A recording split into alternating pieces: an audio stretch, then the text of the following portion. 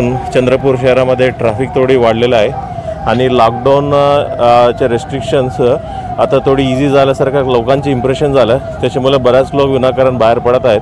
त्याच्यासाठी आम्ही काल 2 दिवसापासून सातत्याने कारवाई करत आहेत, म्हणजे गाडी सीज करण्यापासून 188ची कारवाई सर्व करत आहेत। आणि त्याच्यासोबत आज उद्या 2-3 दिवस आम्ही सातत्याने रूट मार्च पण कॅरी करणार। ते कंटिन्यू राहील जोपर्यंत लोकांपर्यंत मेसेज पोहोचत नाही तोपर्यंत कंटिन्यू राहील ही मोहीम।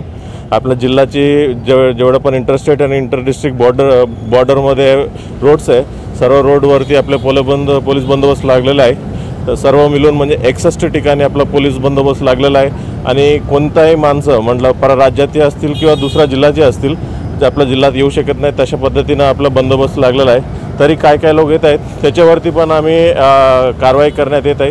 आज कलेक्टर साहेबांची माझी चर्चा झालेली आहे, तसे कोणी आल्यावर त्याच्या फाईनची आणि कायदेशीर कारवाई पण होणार आहे। तशा लोकांना जे विदाउट परमिशन परवानगी न घेता जे जिल्ह्यामध्ये येतात तशा लोकांवरती पण कारवाई होऊ शकतात।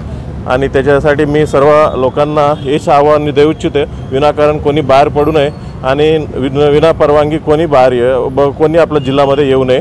आपला चंद्रपूर जिल्हा आतापर्यंत एकही केस नव्हते, तसेच कायम ठेवण्यासाठी ही सर्व कडक कारवाई